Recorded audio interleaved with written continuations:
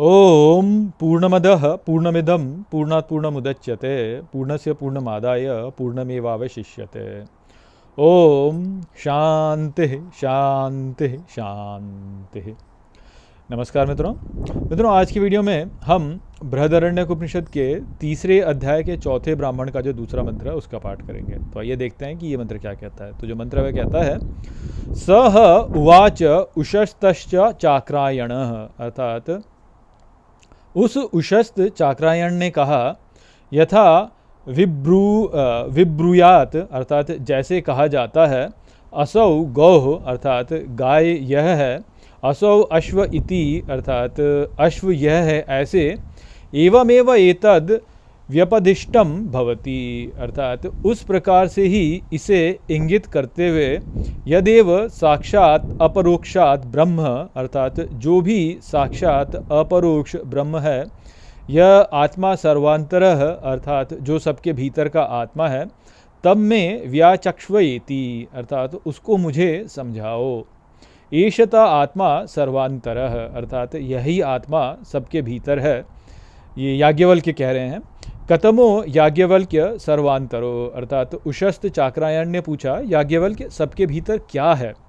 न दृष्टेर दृष्टारम पश्येह, अर्थात तब याज्ञवल्क्य ने कहा कि दृष्टि से दृष्टा को मत देख। न श्रुतेह श्रोतारम शृणुयात, अर्थात न श्रोत्रों से श्रोता को सुन। न मंतेर मंतारम मनवीथाः, अर्थात न मति से मनन करने वाले का मनन कर। न विज्ञातेर विज्ञातारम विजानियाः, अर्थात न विज्ञान से विज्ञाता को जान। एषत आत्मा सर्वांतरः, अर्थात यही आत्मा सबके भीतर है। अतो अन्यद आर्तम, अर्थात इससे अन्य सब कष्ट है। ततोह उशस्तस् चाक्रायण उपरराम, अर्थात तब वह उशस्त चाक्रायण शांत हो गया। तो यहाँ पर जो है अब आत्मा के दिव्य या पूर्ण स्वरूप के बारे में हमको बताया जा रहा है और बोला जा रहा है कि जब याज्ञवल्क्य ने जो है समझाया उशस्त चाक्रायण को कि देखो, जो सबके भीतर प्राण के रूप में प्राणित करता है, जो है अपान के द्वारा अपानित होता है, जो व्यान के द्वारा व्यानित होता है और जो उदान के द्वारा उदानित होता है, वही आत्मा सबके भीतर है। तो तब जो है उशस्त चाक्रायण ने बोला कि अच्छा, ये बात तुमने जो कही ये तो ठीक है, पर देखो जैसे ये गाय है ऐसे बताती हैं, ये अश्व है, ये घोड़ा है, ऐसे मुझे बताओ कि आत्मा क्या है। ये तुमने क्या बता दिया कि प्राण के द्वारा प्राण प्राणित होता है और उदानित होता है, ये क्या, ये हमको समझ में नहीं आया। आप ऐसे पॉइंट करके दिखाओ कि हाँ ये आत्मा है। जैसे मेरे पीछे वृक्ष है तो ये वृक्ष है, ये आत्मा है, इस प्रकार से बोलो। जैसे वो वृक्ष है तो वो इस पर वैसे बताओ कि ये जो चीज़ है ये आत्मा है, ऐसे बताओ आप, तो हम समझेंगे। अब ये तुम क्या बोल रहे हो कि जो सबके भीतर है और प्राण द्वारा प्राणित होता है और अपान द्वारा अपानित होता है, व्यान द्वारा व्यानित होता है, ये हमारे समझ में नहीं आया। तब जो है जो याज्ञवल्क्य थे उन्होंने बोला कि भाई दृश्य है तो दृष्टि से दृष्टा को मत देख तू, या श्रोत्रों से श्रोता को मत सुन, मति से मनन को मत कर, मनन करने वाले को मत जान, विज्ञान से विज्ञाता को मत जान, ऐसे नहीं जान सकते हो। ये सबके भीतर है और यही है बस वास्तव में, इससे अन्य जो है सब कुछ वास्तव में कष्ट ही है। तो यहाँ पर आत्मा को जो है फिर पूर्ण स्वरूप के रूप में हमको समझाया जाता है। तो जैसे कल के वीडियो में मैंने आपको बताया कि जो किसी एक शरीर में जब मैं हूँ का भाव होता है तो वह आत्मा है। तो वो तो क्या है, तो वह ब्रह्म का एक अंश है। ब्रह्म का एक अंश जब शरीर में प्रवेश किया तो इस प्रकार से, परंतु यही वास्तव में जो है संपूर्णता में भी है, यही वास्तव में संपूर्णता में भी है। तो कैसे समझें? देखिए, मैंने आपको कल के वीडियो में यही बताया था कि एक तो है, 3 रूपों में इसको विभाजित किया जाता है।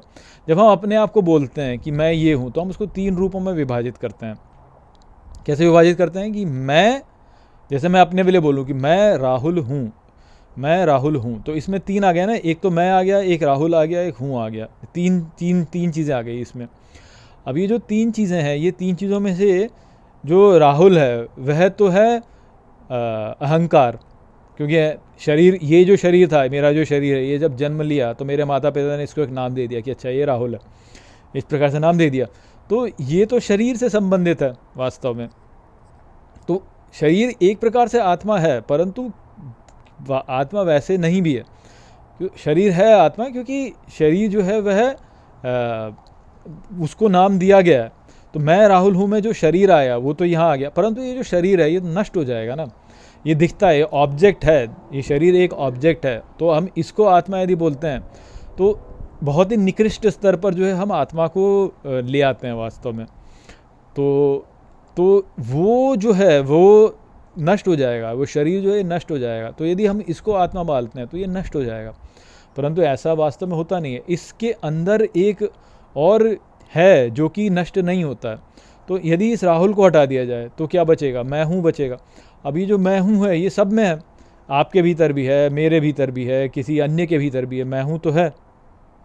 तो वो हो गया जो ब्रह्म स्वरूप है वास्तव में। परंतु ये जो मैं है इसको भी यदि हटा दिया जाए तो क्या बचेगा? केवल हूँ बचेगा, है बचेगा केवल। वो जो है वो वास्तव में वास्तविक आत्मा है। वह जो है वो है, वो केवल है। वो आपके भीतर भी है, मेरे भीतर भी है, और सभी वस्तुओं के भीतर भी है, पंच महाभूतों के भीतर भी है, सब में है। जैसे एक पत्थर ले जाओ, पत्थर के भीतर भी है तो है ना, क्योंकि पत्थर पत्थर है तो इसलिए उसमें भी है, उपस्थित है। देखिए कैसे होता है, कैसे भाषा जो है समस्या उत्पन्न कर देती है। क्यों? भाषा के परे वाली चीज़ है वो, क्योंकि भाषा भी है वास्तव में, तो है वो। तो इसलिए यहाँ पे क्या बोलते हैं कि उसको आप ऐसे पॉइंट नहीं कर सकते कि यार ये चीज़ है, क्योंकि वो है, बस वो है मात्र, वो सत्ता है, केवल सत्ता मात्र है, उसमें और कुछ नहीं है, केवल है वो। वास्तव में वो है भी और नहीं भी है भी और नहीं भी है। तो वो हमको वास्तव में क्या लगता है? हमको ये लगता है कि अरे यार ये मेरा शरीर है और ये शरीर नष्ट हो जाएगा तो मैं भी नष्ट हो जाऊंगा, जबकि ऐसी अवस्था नहीं है। और हमको ऐसा लगता है कि हाँ, जब तक शरीर है तब तक ही हम आनंद ले सकते हैं, शरीर यदि चला गया तो हम आनंद नहीं ले पाएंगे, कि ऐसी बात नहीं है। शरीर के परे एक अवस्था है जो कि बहुत ही आनंदमयी अवस्था है, और वो अवस्था है जो कि है और होने और ना होने दोनों के ही परे है। वास्तव में होने ना होने दोनों के ही परे है। इसीलिए कहते हैं कि वो ना तो सत्य है ना असत्य है, वो सत्य असत दोनों के ही परे है। आप जो भी व्याख्या उसकी करेंगे ना, तो उस व्याख्या में आप उसकी व्याख्या हो नहीं पाएगी, क्योंकि वो व्याख्या के परे, भाषा के परे वाली अवस्था है। इसलिए याज्ञवल्क्य यहाँ पे क्या कहते हैं? याज्ञवल्क्य कहते हैं कि तू ऐसे मत कर, उशस्ति जागरण कहते हैं ऐसे मत कर, दृष्टि से दृष्टा को मत देख। दृष्टि से दृष्टा को नहीं देखा जा सकता है, श्रोत्रों से श्रोता को मत सुन। श्रोता जो है उसको श्रोतों से नहीं सुना जा सकता है। मति से उसका मनन मत करो, क्योंकि मति से मनन नहीं किया जा सकता उसका। विज्ञान से विज्ञाता को मत जानो, क्योंकि विज्ञान से विज्ञाता को नहीं जाना जा सकता। उसकी एक्सेस हमारे लिए है ही नहीं वास्तव में। तो इसलिए उसको जानने का यदि हम प्रयास भी करेंगे तो नहीं जान पाएंगे, कुछ भी करने का प्रयास करेंगे तो नहीं कर पाएंगे उसको, क्योंकि वो वही करने वाला है। करने वाला जो है वह करने से थोड़ी प्राप्त होगा। जो विज्ञाता है वह विज्ञान से प्राप्त नहीं होगा। जो श्रोता है वो सुनने से सुना नहीं जा सकता उसको। जो दृष्टा है उसको दृष्टि से देखा नहीं जा सकता। वो परे ही है वास्तव में। उसको ऐसे नहीं समझा जा सकता। उसको केवल एक ही प्रकार से पकड़ा जा सकता है, और वो जो पकड़ने का जो उपाय है वह केवल प्रेम है। प्रेम ही केवल उसको पकड़ने का उपाय है, जो कि हमारे ग्रंथ जो है बार बार कहते हैं कि उसको यदि भगवान को यदि पकड़ना है तो केवल प्रेम से पकड़ सकते हो आप, और किसी तरीके से आप उसको पकड़ नहीं सकते कि मैं ऐसे पकड़ लूँगा या मैं वैसे पकड़ लूँगा। तो कैसे पकड़ोगे? प्रेम से पकड़ोगे। प्रेम से कैसे पकड़ोगे? मानने के द्वारा। तो ये बात बहुत गहरे में समझने वाली है कि ईश्वर जो है वह जानने वाली वस्तु नहीं है। ईश्वर जो वह क्रिया के अंतर्गत आने वाली वस्तु नहीं है। ईश्वर जो है वह केवल मानने वाली वस्तु है और प्रेम करने वाली वस्तु है। वो रस है वास्तव में, वह मधु है, वो रस है।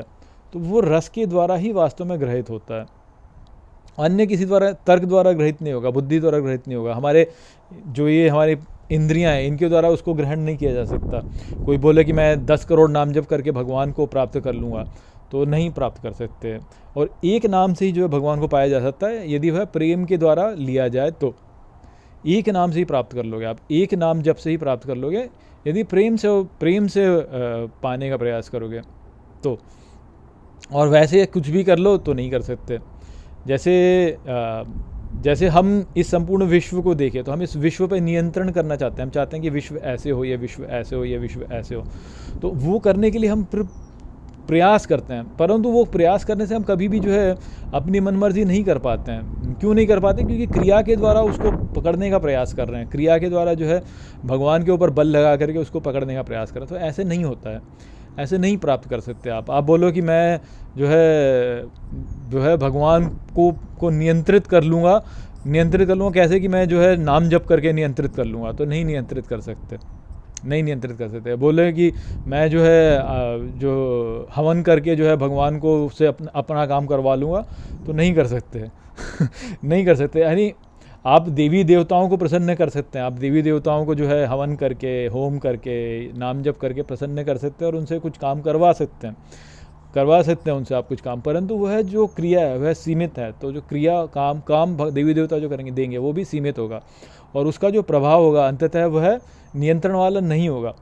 परंतु यदि हम जो है अपना ही जो है हम छोड़ दें, सब उनके भरोसे छोड़ दें कि यार नहीं प्राप्त कर सकते, नहीं कर सकते, अब आपको जैसे करना है वैसे करो, तो फिर वो जैसे करेंगे वो वैसे ही होगा, वो वैसे ही होगा। वास्तव में समझने वाली बात जो है वो यहाँ पे ये है कि आप ऐसे इंगित नहीं कर सकते हैं कि भगवान ये है, ऐसे करने से भगवान हो जाएगा, ये सोचने से भगवान हो जाएगा, ये करने से भगवान हो जाएगा। ऐसा नहीं है। भगवान जो है वो परे ही हैं, उसके बहुत परे हैं, बहुत ही परे हैं उसके। वो ऐसे नहीं होते हैं, ऐसे नहीं होता। केवल आत्मा का प्रेम जो है उसी के द्वारा वास्तव में उनको पकड़ा जा सकता है।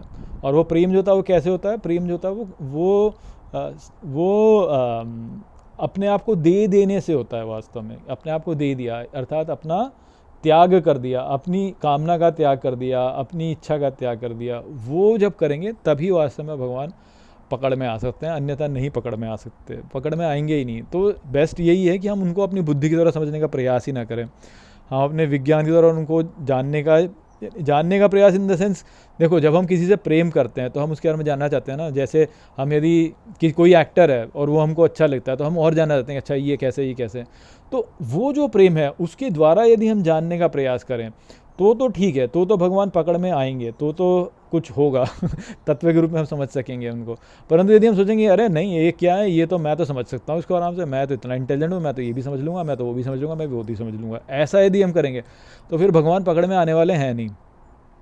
कुछ नहीं समझ में आएगा, वास्तव में कुछ नहीं समझ में आएगा, क्योंकि वो सीमित वाली बात हो गई उसमें। तो यदि हम बोलें कि हम चढ़ करके जान लेंगे कि भाई भगवान को मैं जो है भगवान से अपना काम करा लूँगा, मैं जो है 1 करोड़ नाम जप करके भगवान से अपना काम करा लूँगा, तो भगवान पकड़ में नहीं आने वाले हैं।